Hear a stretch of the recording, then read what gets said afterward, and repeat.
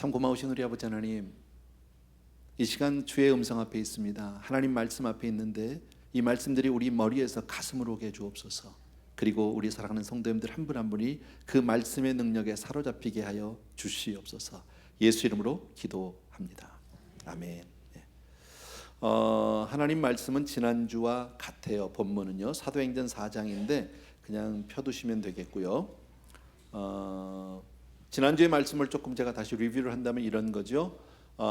베드로와 요한이 기도를 하기 위해서 성전으로 가다가 성전 미문에 앉았던 안진뱅이를 만나게 됩니다. 그리고 정말 하나님의 은혜로 기적적으로 그가 한 번도 일어나 보지 못한 사람이 안진뱅이가 자리를 해서 일어나게 되고 걷고 뛰고 하나님을 찬양하게 됩니다.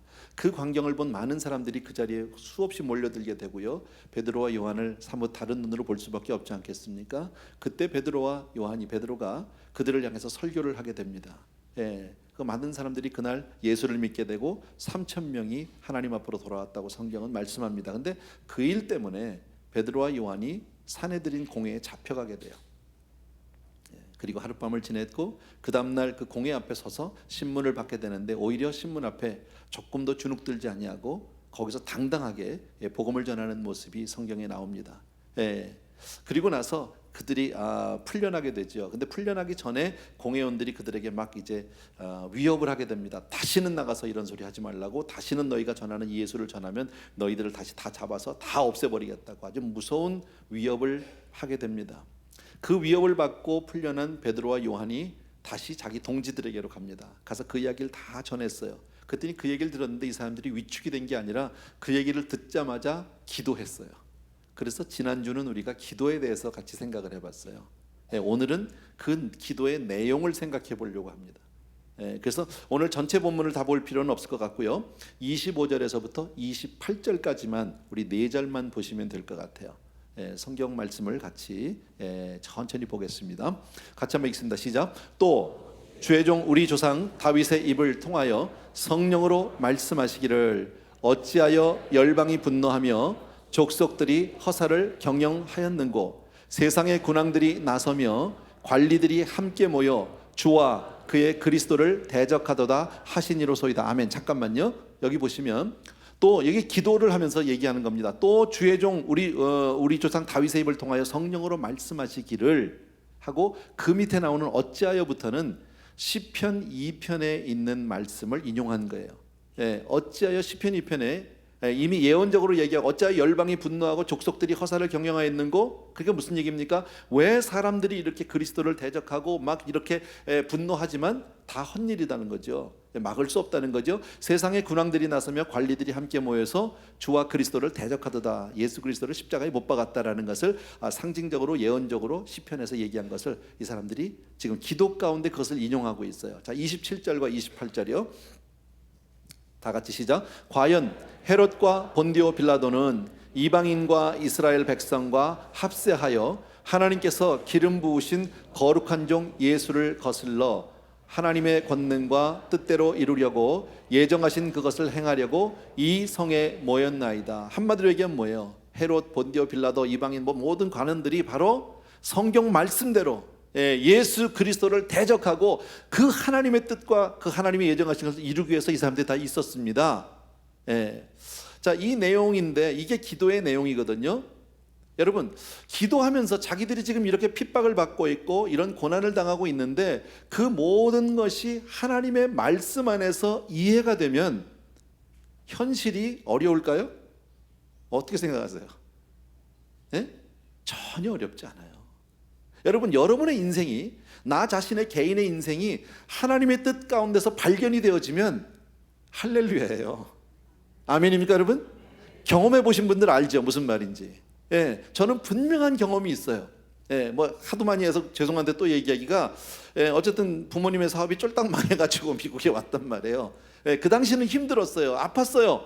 근데 나중에 내가 주님을 만나고 나서 다 그 문제가 주 안에서 이해가 되고 해석이 되니까 그것은 더 이상 과거의 아픔이 아니에요. 오히려 합력하여 선을 이루어 주신 줄로 믿습니다. 그러니까 주 안에서 내 인생을 발견한다는 것은 얼마나 고마운 일인지 몰라요. 나는 여러분 한 분 한 분이 하나님의 말씀을 통해서 여러분의 삶을 발견하게 되길 주의 이름으로 축복합니다. 예, 그래서 그 말씀들이 성령 안에서 여러분이 깨달아지기만 하면 너무 감사하다라는 거예요, 여러분. 자, 그런데 지금 오늘 이 본문의 말씀으로 돌아갑시다. 본문의 말씀을 돌아가면 지금 베드로와 이 사람들이 기도하면서, 사도들이 기도하면서 지금 어떻게 이해를 합니까? 예수 그리스도가 지금 달려 돌아가신 것, 또 자기들이 핍박받고 고난을 받는 이 모든 것이 어디에 있다는 거예요? 십자가 안에 있다라는 거예요. 십자가 안에. 예수 그리스도의 십자가 안에 이 모든, 이거 십자가를 이루는 길이 바로 이 길이었었구나. 우리가 지금 고난당하는 것도, 예수님이 달려 돌아가신 것도 그게 우연한 일이 아니라 이미 하나님이 예정하신 것, 하나님이 이미 정해놓으신 일을 그냥 이루고 있는 건데, 이 사람들은 둘러리로 이 군왕들, 이 많은 공회원들, 제사장들, 바리새인들, 이 사람들 다 둘러리 섰구나. 지금 이렇게 되는 거잖아요, 쉽게 말하면. 그죠?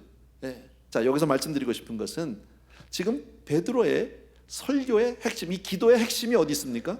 십자가에 있다라는 거예요. 네. 오늘 제목이 뭐예요? 예수 그리스도의 십자가예요. 오늘은 십자가 얘기만 할 거예요. 오늘은 여러분이 다 아는 내용이에요. 하나도 모르는 사람이 아마 없을 거예요. 네. 그런데 제가 아까 처음에 기도할 때 그랬죠. 지식이 머리에서 가슴으로 오게 달라고 제가 기도를 했어요. 왜냐하면 이건 설교하는 사람의 입장에서 말씀을 드리는데, 설교를 할 때 어떤 설교들은 감정에 호소하는 설교가 있어요. 그런데 오늘의 설교는, 오늘의 본문은, 오늘 제가 드리는 설교는 이 지식의, 이성에 호소하는 설교예요. 그러나 지식적으로 이성에 호소하는 설교가 이성으로 맞추면 그건 아무 힘이 없어요. 도움이 안 돼요. 그것이 우리의 가슴으로 내려올 때 하나님의 능력이 되고 하나님의 은혜가 되는 줄로 믿습니다. 그 과정은 제가 못해요. 그건 성령께서 해주셔야 돼요. 아멘입니까, 여러분? 그러니까 저도 열심히 전할 테니까 여러분들은 기도하는 마음으로 하나님의 은혜를 구하면서 받아들여서 정말 오늘의 말씀이 여러분 것이 되길 주의 이름으로 축복합니다.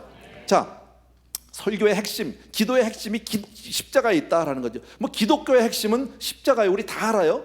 자, 그런데 사도행전 1장부터 지금 오늘 이 4장까지 여기까지를 보면 지금 베드로가 설교하는 장면들이 몇 번 나와요. 첫 번째, 오순절날 마가다락방에 하나님의 성령이 임했어요. 그 사도들이 막 방언이 터지고 하나님의 은사가 임하고 많은 사람들이 몰려들었어요. 그때 베드로가 일어나서 그들을 향해서 설교해요. 이게 첫 번째 설교죠.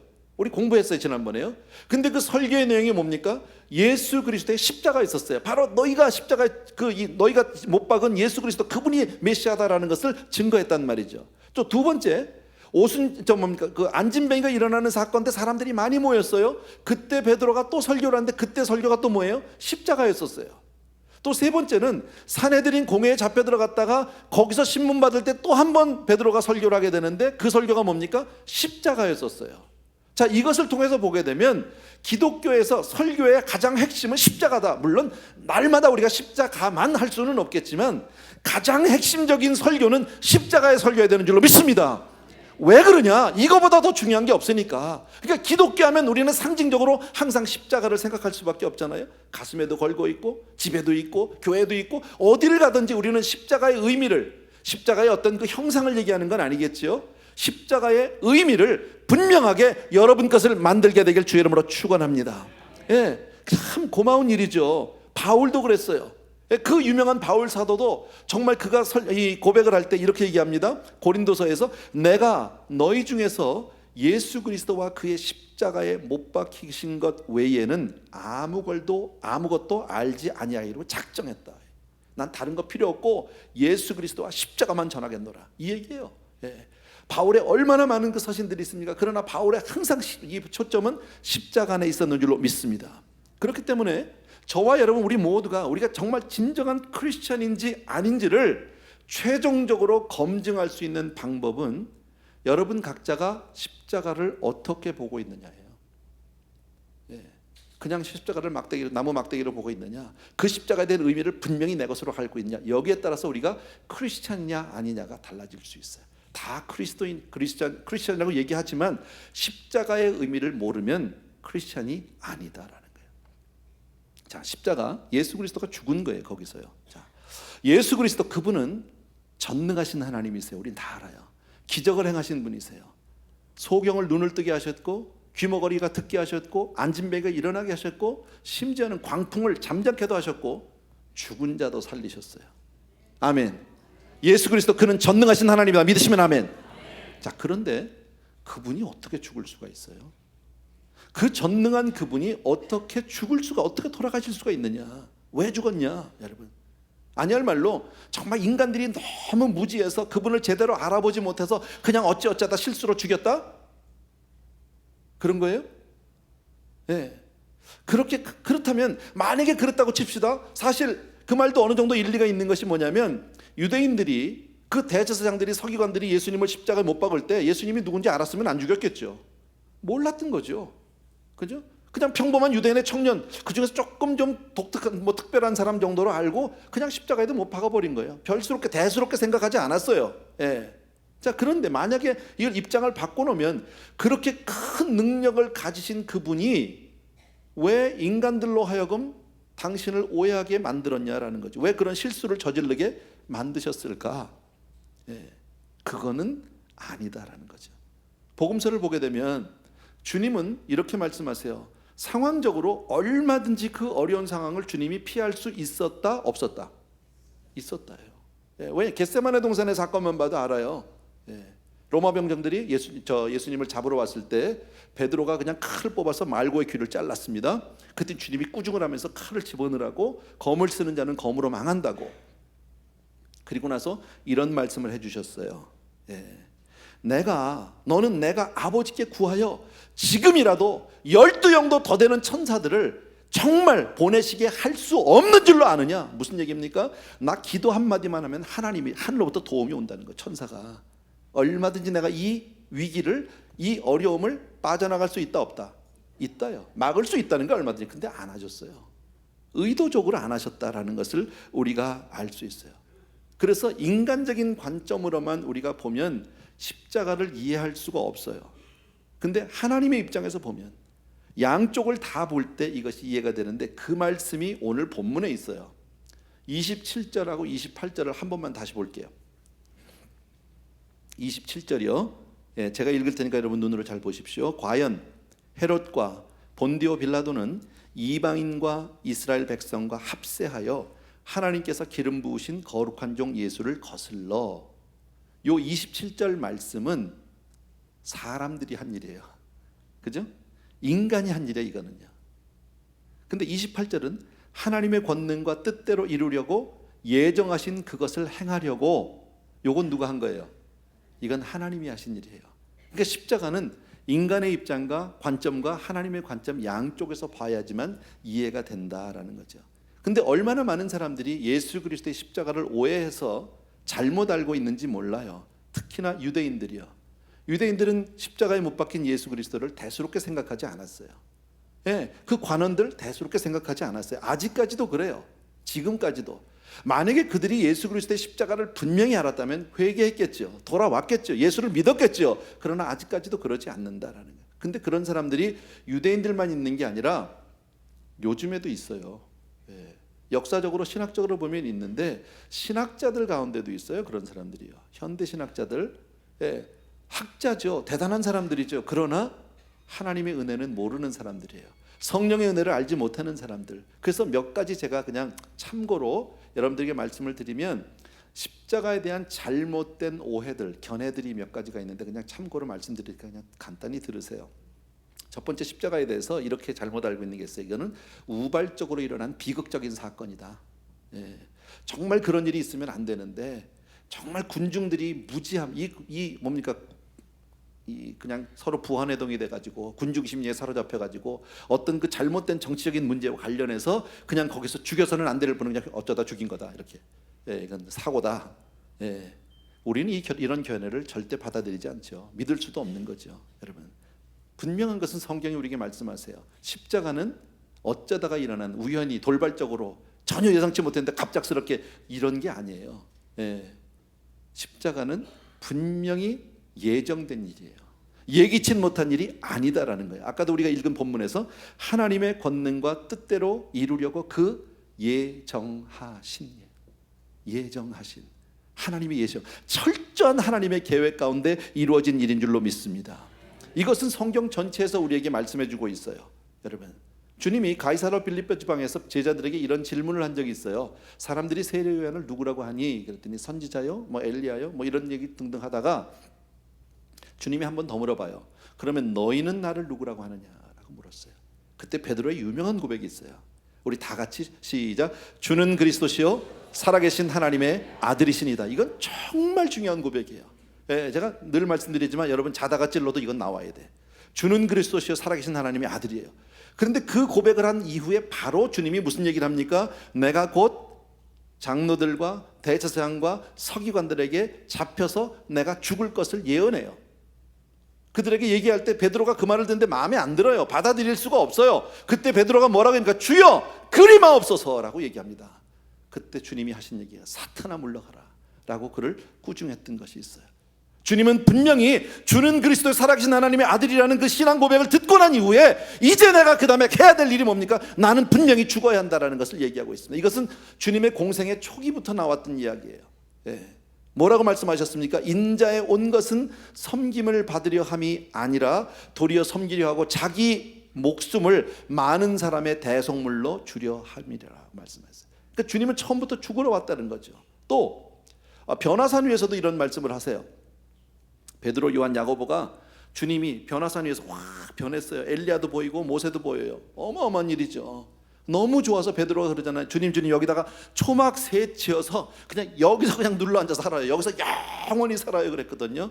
근데 주님이 아무 말도 안 하다 누가복음에 보면 이래요. 장차 예루살렘에서 별세하실 것을 말할세. 어떻게 하겠다는 거예요? 예루살렘에 가서 돌아가실 것을 말할세. 주님은 항상 이 땅에 계시면서도 돌아가실 것에 대한 생각, 십자가를 져야 될 것의 생각에 항상 붙잡혀 계셨다. 그러니까 사람들이 얘기하는 십자가는 어쩌다가 우연히 돌발적으로 정말 인간들이 무지해서 어쩔 수 없어서 이런 거 아니다라는 거예요. 철저한 하나님의 계획 가운데 있었다는 것을 우리가 알 수 있다. 또 심지어는 어떤 사람이 이래요. 그때 주님이 그 예루살렘 성으로 안 가고 그냥 거기만 좀 피했어도, 잠시 며칠만 피했어도 이런 일은 없었을 텐데 괜히 못 참아가지고 그냥 가셨다고. 아까도 말씀드렸지만 이건요 말이 안 되는 게, 주님은 얼마든지 그런 위기 상황을 피할 수 있었다니까요. 그런데 피하시지 않았다. 주님은 얼마든지 원하시기만 하면 군인들과 상관없이 십자가 지지 않고 하늘로 그냥 올라갈 수도 있는 분이에요. 근데 그렇게 아니하셨다라는 거죠, 여러분. 또 어떤 사람들은 이래요. 잘못된 견해예요. 십자가는 하나의 좋은 본보기다. 무슨 본보기냐면요, 예수 그리스도는 자기 자신을 전혀 방어하지 않는 무저항이 무엇인지를 잘 보여줬다는 거죠. 당신이 옳고 전혀 잘못이 없음에도 불구하고 그 잘못한 무리들에게 다 당신을 내어 맡기고, 그리고 하나님 앞에 철저하게 자기 삶을 맡기는 그런 모습. 그러니까 우리도 정말 하나님 앞에 죽기까지 순종해야 하는 것이 맞는 얘기예요. 이거요. 얘기는 맞는데, 그러나 십자가는 하나의 모범으로, 하나의 어떤 본으로, 샘플로 있는 것이 아니라 우리는 그것을 받아들일 수는 없어요, 여러분. 또 어떤 사람은 이래요. 이게 순교자적인 죽음의 의미가 있습니다. 만약에 예수 그리스도의 돌아가 십자가에서의 죽음이 순교자적인 죽음이라면 우리는 굳이 예수님의 십자가를 믿을 필요가 없고 볼 필요도 없어요. 왜냐하면 많은 순교자들이 있거든요. 근데 주님이 돌아가시기 전에 겟세마네 동산에서 아주 간절히 땀방울이 핏방울이 될 정도까지 기도했던 거 생각나시죠? 아버지, 할 수만 있으면 이 잔 좀 치워달라고. 이 잔 좀 치워달라고, 할 수만 있으면. 근데 내 뜻대로 마시고 아버지 원대로, 이러고 끝났지만요. 근데 순교자들을 보면은요, 아주 죽음 앞에서 당당하게 돌아가신 분들이 많거든요. 그럼 순교자적인 의미로 본다면 그런 분들이 훨씬 낫지. 그렇게 죽음 앞에서 몸부림치면서 고뇌하는 주님이 뭘 순교자적인 의미가 있겠냔 말이죠. 그것도 맞지 않는다. 한 가지만 더 말씀드릴게요. 십자가는 사내들인 공회원들, 교활한 바리새인들, 서기관, 대제사장들, 이 사람들이 그냥 막 절대로 해서는 안 될 짓들을 한 건데, 하나님이 그것마저도 활용하셨다. 그러니까 쉽게 말하면 너희들은 절대 내 아들, 하나님의 아들 예수 그리스도를 죽이면 안 되는데 너희들이 죽였구나. 그러나 내가 그것을 내가 용서해, 그것까지도 내가 용서해 주겠노라. 뭐 이렇게. 그런 거 아니다라는, 이건 다 잘못된 견해예요, 여러분. 왜 이런 잘못된 견해가 나옵니까? 왜 사람들이 십자가에 대해서 오해합니까? 예수 그리스도의 십자가의 참된 의미를 깨닫지 못하기 때문에 그래요. 여러분, 이것을 깨닫지 못하면 구원이 없어요. 이것을 깨닫지 못하면 교회를 아무리 오래 다녀도 여러분, 그 사람은 크리스찬이라고 얘기할 수 없다라는 거예요. 성경을 통해서 우리가 분명하게 확인할 수 있는 게 뭡니까? 하나님이 이 십자가 사건의 장본인이시다라는 거예요. 여러분, 어쩌다가 돌아가신 게 아닙니다. 여러분, 주님이 힘이 없어 돌아가신 게 아닙니다. 그 당시 군인들이 너무 힘이 세고 공권력이 세서 그래서 돌아가신 것이 아니라, 여러분, 이것은 하나님이 정하신 일이다. 사도행전 2장 23절에 보면, 우리 한번 펴주십시오. 같이 한번 읽습니다. 사도행전 2장입니다. 같이 시작. 그가 하나님께서 정하신 뜻과 미리 아신 대로 내준 바 되었거늘 너희가 법 없는 자들의 손을 빌려 못 박아 죽였다는 거죠. 이거 다 이미 미리 정해진 거고 아시는 바예요. 하나님도 알고 아들 예수 그리스도 알아요. 누구만 몰라요? 제자들만 몰라요. 사람들만 몰라요. 그 당시에 많은 그 공권력을 가진 사람들이 몰랐어요. 그러나 하나님은 알고 예수 그리스도 알아. 이게 어떤 죽음이라는 걸 너무 알기 때문에 그래서 몸부림치면서 기도하는 거예요. 왜? 하나님의 뜻을 이루기 위해서. 그런데 법 없는 자들의 손을 빌려서 뭐예요? 하나님을 모르는 사람들, 가장 자기들은 율법을 잘 지켰다고 하는데 정작 하나님을 모르는 사람이에요. 이 사람들은요. 그러니까 우리가 볼 때는 종교 지도자들 아닙니까? 대제사장, 서기관, 바리새인 다 종교인들 아닙니까? 전문가들이잖아요. 그 일로 밥 먹고 사는 사람들이잖아요. 근데 하나님은 한마디로 법 없는 자들이에요. 하나님하고 상관없는 사람들이라는 거예요. 그런 사람들의 손을 빌려서 못 박아 죽였다는 거죠. 그리고 자기가 뭐 했는지도 몰라요. 그러니까 한마디로 십자가는 인간이 저지른 사건이 아니에요. 어떤 의미에서 이것은 인간들은 그냥 하나님의 그 놀라운 계획 가운데 그냥 쓰임받은 도구, 도구에 불과한 거죠. 그리고 자기들이 뭔 짓을 했는지도 몰라요. 그러니까 주님이 십자가상에서 뭐라고 말합니까? 아버지여 저희를 사하여 주옵소서. 자기가 하는 것을 알지 못합니다라고 해요. 쟤네들 뭐 하는지도 모르고 저짓했어요. 용서해 주세요, 주님. 이렇게 기도하고 계시다라는 거예요. 그러나 말씀드린 대로 하나님은 이 의미를 분명히 알고 예수 그리스도는 그 의미를 분명히 알아서 겟세마네 동산에서 그렇게 핏방울 되도록, 땀방울이 핏방울 되도록 기도하신 줄로 믿습니다. 분명히 오늘 말씀하신 대로요, 성경에 예수 그리스도의 갈보리 십자가 사건은 창세전에 이미 예정되어 있는 일이에요. 그냥 그때 그냥 이렇게 갑자기 해프닝 이런 거 아니에요. 창세전에, 다시 말씀드리면 우주 만물을 짓기도 전에, 우리 인간이 지음받기도 전에, 있기도 전에 하나님은 이미 십자가를 예정하셨어요. 계획하셨어요. 이미. 그래서 오순절 날 아까 얘기했지만 베드로가 지금 계속 설교할 때마다 십자가 했다고 그랬죠. 사도행전에서요. 근데 그 베드로가 나중에 늙어서 나이가 많아서 노인이 됐을 때 쓴 책이 있어요. 그게 베드로서예요. 신약에 보면 그때 서신서 중에 베드로 전서 1장 20절과 21절을 한번 보십시오. 1장 20절과 21절 천천히 같이 한번 읽겠습니다. 시작. 그는 창세전부터 미리 알림 바 되시니나 이 말세에 너희를 위하여 나타내신 바 되었으니 너희는 그를 죽은 자 가운데서 살리시고 영광을 주신 하나님을 그리스도로 말미암아 믿는 자니 너희 믿음과 소망이 하나님께 있게 하셨느니라. 무슨 얘기예요? 베드로의 이 이야기는 십자가는 우연히 어쩌다가 어쩔 수 없어서 일어난 그런 돌발적인 사건도 아니고 사고도 아니고 사람들이 잘못해서 실수로 저지른 것도 단순히 하나님이 그냥 얼버무려 주신 것도 아니라 이것은 십자가는 세상이 창조되기도 전에 사람이 지어지기도 전에 이미 하나님께서 계획하고 예정하신 일이다라는 거예요. 그래서 제가 아까 말씀드린 거예요. 십자가의 장본인이 누구예요? 하나님이세요. 이건 하나님이 하신 일이세요. 아멘입니까 여러분? 얼마나 중요한 사건인지 모른다라는 거죠. 그래서 오늘 그 말씀이 사도행전 아까 우리가 읽었던 4장 28절에서 하나님의 권능과 뜻대로 이루려고 예정하신 그것을 행하려고, 하나님의 권능과 뜻대로 이루려고 예정하신 십자가는 하나님의 계획이요 하나님의 예정이요 하나님의 능력인 줄로 믿습니다. 이것을 성경을 통해서 우리에게 다 입증을 해주셨어요. 구약을 통해서 본다면 구약에 있는 그 많은 제사들은 다 피 흘리는 제사인데 그 피 흘리는 제사는 예수 그리스도의 십자가를 예표하고 있고요, 그 주님이 실제로 육신을 입고 이 땅에 오셔서 공생애를 막 시작하기 전에 가장 처음 만난 사람이 누굽니까? 세례 요한이거든. 근데 세례 요한은 구약의 마지막 선지자라고 볼 수 있는데 그가 예수 그리스도 딱 보는 순간에 보자마자 그가 했던 말이 있어요. 보라, 이는 세상 죄를 지고 가는 하나님의 어린 양이로다 그랬습니다. 세상 죄를 지고 가는 하나님의 어린 양이라는 얘기는 뭡니까? 반드시 죽어야 된다라는 거죠. 구약의 제사는 어린 양을 데리고 와서 저 제사장이 간절히 안수합니다. 무슨 얘기예요? 이 안수는 축복 기도가 아니에요. 온 백성들의 죄를 그냥 거기다 뒤집어 씌우는 거예요. 덮어 씌우는 거예요. 예, 안수 기도가 두 가지가 있어요. 축복도 있지만요, 뒤집어 씌울 수도 있어. 예, 그러니까 안수를 잘 받아야 돼. 좀 여담이지만요, 잘못하면 남의 죄까지 다 뒤집어 쓰는 수도 있단 말이에요. 그런 일은 우리가 하진 않지만 성경적으로 보면 그래요. 근데 세상 죄를 지고 가는 하나님의 어린이가 뭡니까? 모든 인류의 죄를 예수 그리스도 뒤집어 쓰고 그리고 죽어야 될 사람이다라는 것을 이미 예언적으로 선포해 놓고 있지 않느냐라는 거죠, 여러분. 또 주님도 직접 말씀하셨어요. 요한복음에 보면 이렇게 요한복음에서 모세가 광야에서 뱀을 든 것 같이 인자도 들려야 하리니, 이 말 우리 다 잘 알아요. 무슨 얘기입니까?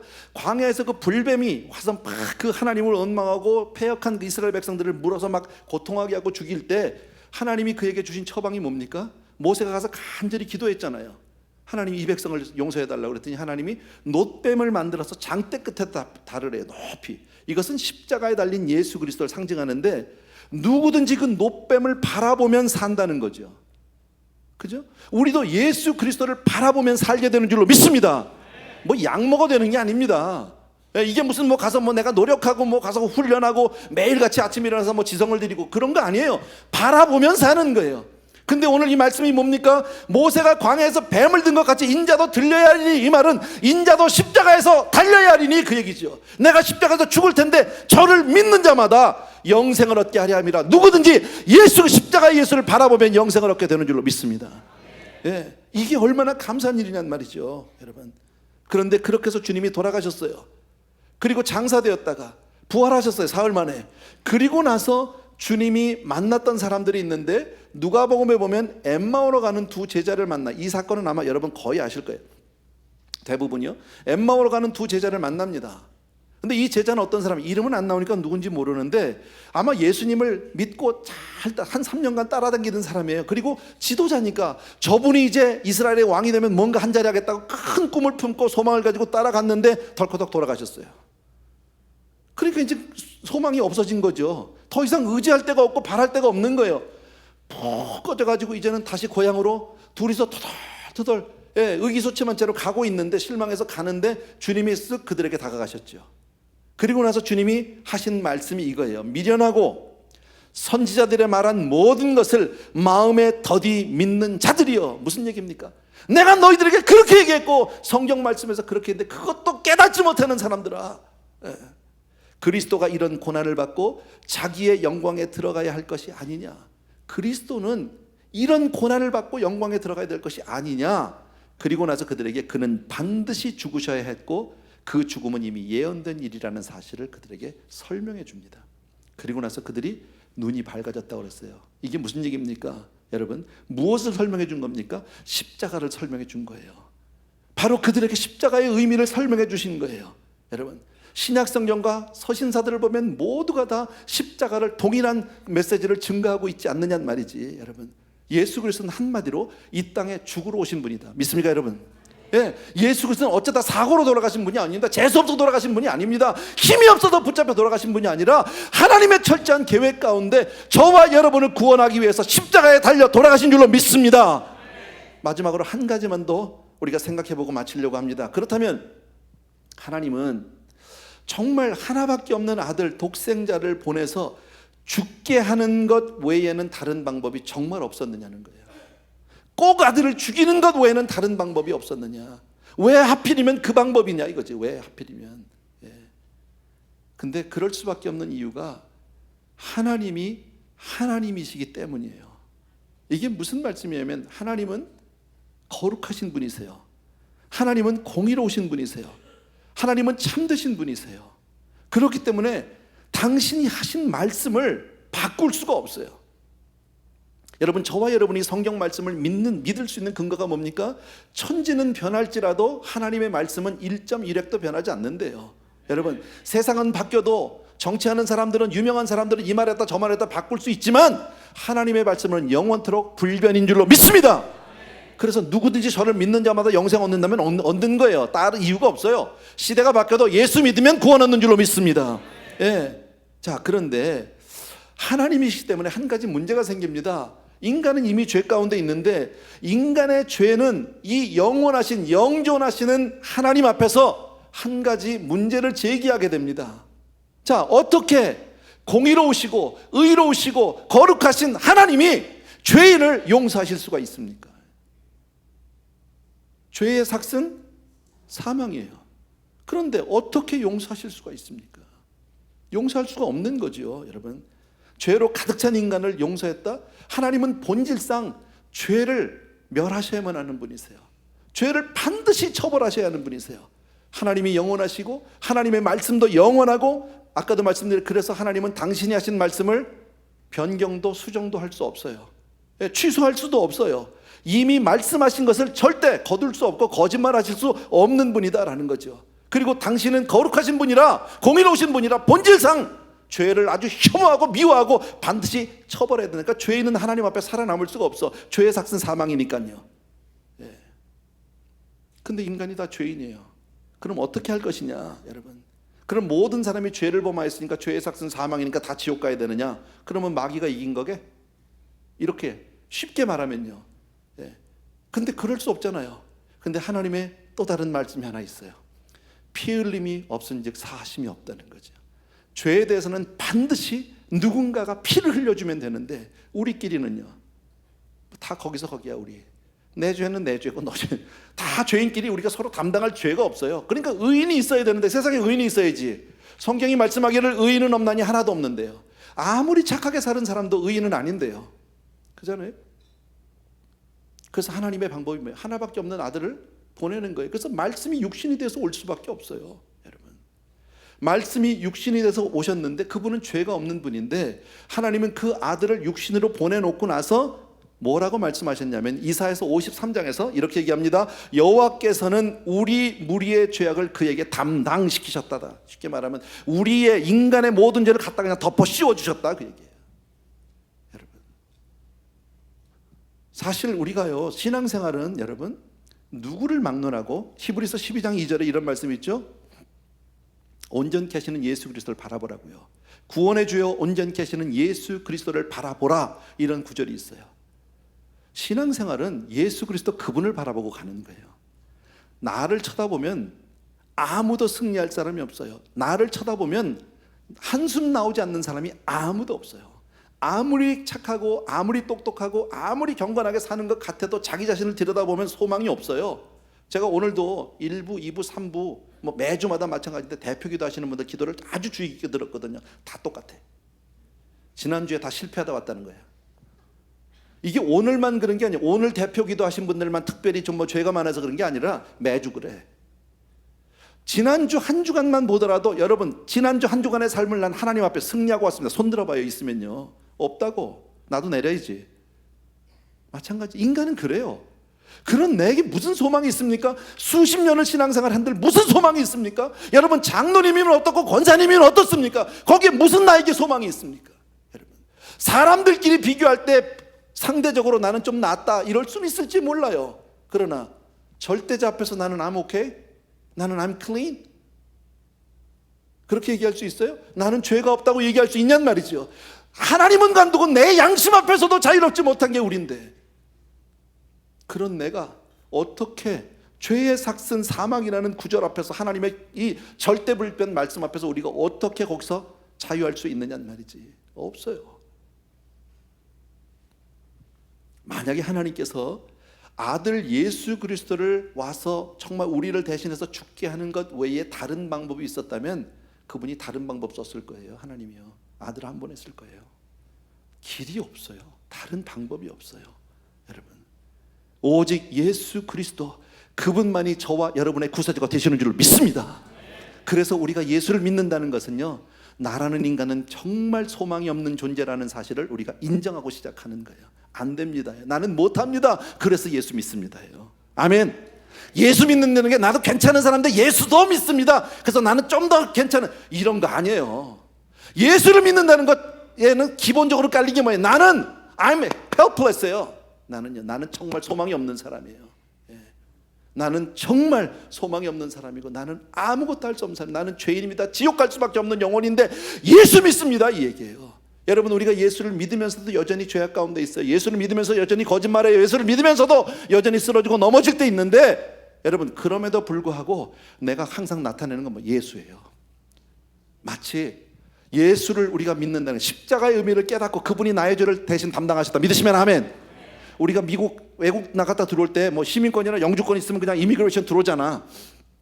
그분이 나한테 뭐 몸무게가 뭐냐, 어느 학교 나왔냐, 뭐 너는 집안이 너는 어디 최씨냐, 이런 거 안 물어봐. 그냥 증 하나 대면 들어오는 거야. 그잖아요. 내가 뭘 먹었냐, 그런 거 아무 상관없어요. 여러분, 그런 자격이 있는 거예요. 하나님이 몰라서 그러는 거 아니에요. 하나님은 우리를 너무 잘 아세요. 우리의 머리카락까지 세심받아 있는 분 다 아시지만 하나님이 예수 안에서 그냥 덮어주고 계시는 거예요. 믿으시면 아멘.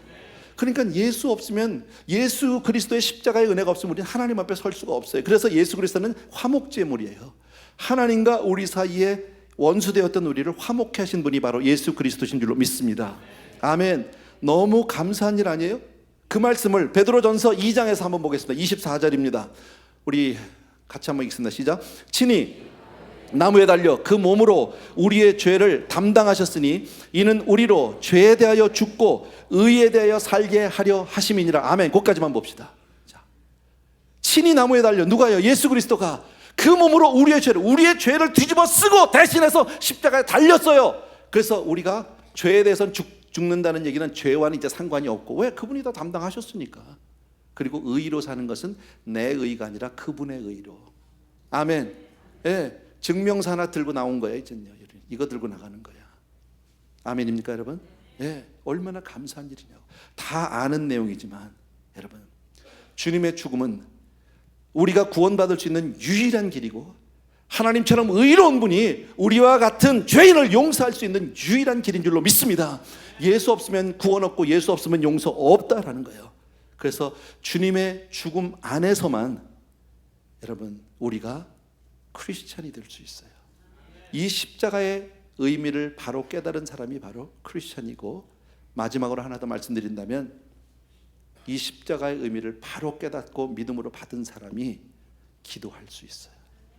그래서 우리가 예수님의 이름으로 기도합니다라고 주문을 외우는 게 아니에요.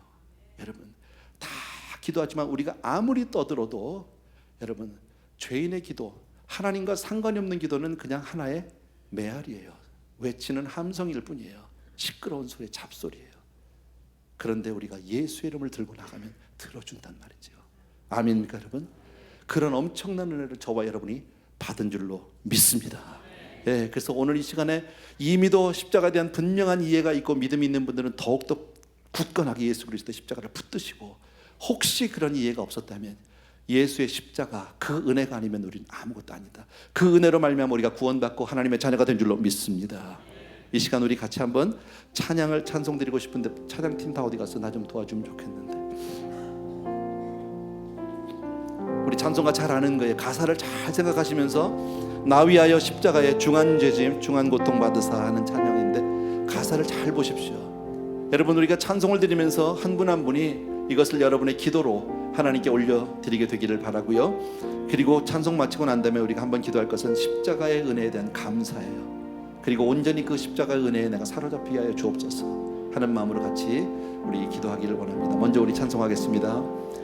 날 위하여 십자가에 중한 고통 받으사 대신 죽은 주 예수의 사랑하신 은혜여, 보배로운 이르르려 영영 죽을 죄에서 구속함을 얻은 우리 어찌 찬양.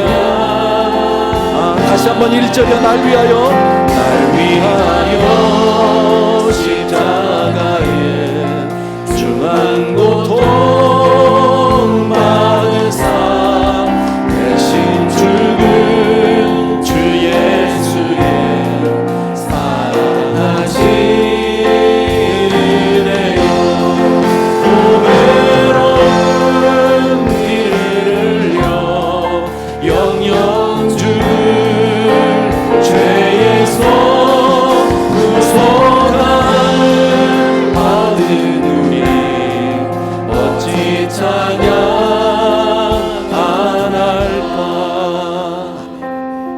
말씀드린 대로요, 십자가에 대한 감사, 정말 예수 그리스도의 그 은혜 온전히 여러분 것 만들게 되길 바라고, 하나님 앞에 이 시간 믿음으로 정말 하나님의 자녀됨을, 우리 아무 공로 자격 없습니다. 그러나 오직 예수 그리스도의 십자가의 은혜로 하나님의 귀한 자녀가 된 줄로 믿습니다. 이 시간 그 은혜를 가지고 하나님 앞에 감사하며 나가겠습니다. 기도합니다. 할렐루야. 사랑하는 아버지, 이 시간 우리 귀한 성도님들과 더불어서 또 한 번 기도합니다. 아버지, 우리 귀한 성도님들 한 분 한 분을 지켜주시기 원하고, 정말 아버지 하나님 귀한 성도님들 십자가의 은혜로 말미암아 새롭게 다르게 들어가게 도와주시기 원하고, 주님을 정말 사랑하는 사람들 될 수 있도록 은혜를 베풀어 주시기를 간절히 소원합니다. 참으로 고마우신 우리 아버지 하나님, 능력의 내 아버지 하나님, 주님께서 우리 사랑하는 성도님들 위해서 말씀하여 주시기를 원하고 기름 부어 주시기를 원합니다. 아버지 하나님, 이 말씀들이 믿어지게 하여 주시기 원합니다. 머리로 들려진 말씀이 아버지 귀로 들려진 말씀이 머리에서 가슴으로 오게 하여 주시기 원하고, 이 말씀을 통해서 주의 이름으로 예수님의 참된 제자가 되게 하시고 하나님 앞에서 거듭나는 놀라운 축복께 도와주셔서 주여 내 죄를 사해 주신 주님을 찬양합니다. 비록 내 삶은 아버지 아직도 예수의 십자가 그분의 아버지 앞에 거듭나는 말씀을 우리 살게 된 줄로 믿습니다. 오 나의 사랑하는 우리 아버지 하나님, 귀한 성도님들을 우리 성도님들 한 번도 빠짐없이 모두가 다 주의 이름으로 주님 앞에 아버지 십자가의 은혜를 받고 새롭게 변화받게 도와주시기 원하고, 모두가 다 새롭게 삶을 사는 사람들의 모습을 주의 축복하여 주시옵소서. 오 할렐루야. 귀한 성도들을 기억하여 주시기 원합니다. 아버지 하나님, 내 삶의 모든 내려놓게 도와주옵소서. 아버지 하나님, 어쩔 수 없는 죄인이 아버지 하나님 하나님 앞에 주의 이름으로 고백하며 주여 날 위해 돌아오신 주님을 믿습니다. 예수 그리스도의 십자가의 죽음이 바로 나의 죄를 위해 죽음임을 믿습니다. 주여 나의 죄가 십자가에서 다 모두 다 처리된 것을 믿습니다. 나는 더 이상 죄와 상관이 없음을 믿습니다. 사랑하는 주님을 축복하여 주옵소서. 아버지 하나님, 귀한 성도들 위해 오늘도 기름 부어 주시옵소서. 은혜를 베풀어 주시옵소서.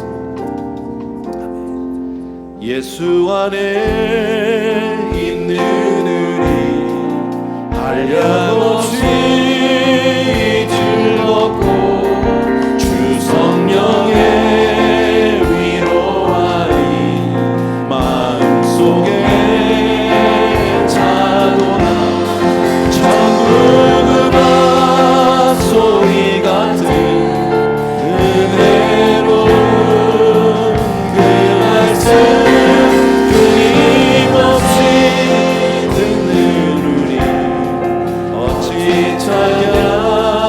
자리에서 다 일어나셔서 우리 마지막 3절이요.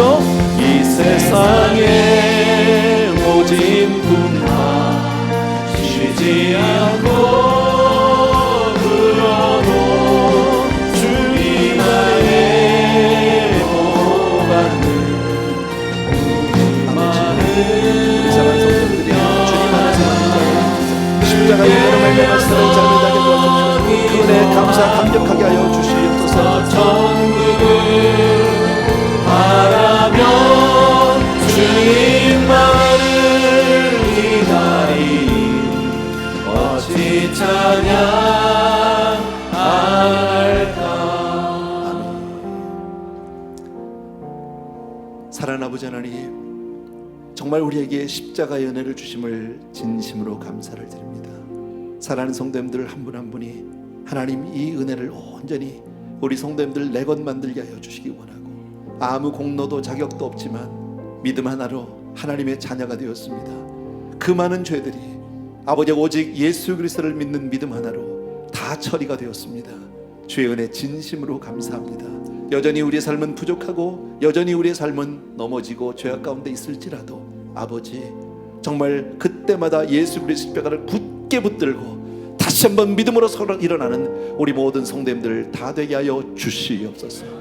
오늘도 귀한 예물들을 준비하고 하나님께로 우리의 삶을 보고합니다. 이것이 우리의 전부이고 이것이 우리의 고백이고 이것이 우리의 정말 아버지의 사랑이고 이것이 우리의 눈물이고 땀입니다. 받아 주시옵소서. 물질이 아닌 숫자가 아닌 우리를 받으시고 아버지 하나님 우리 사랑하는 성도님들을 마음껏 축복하여 주옵소서.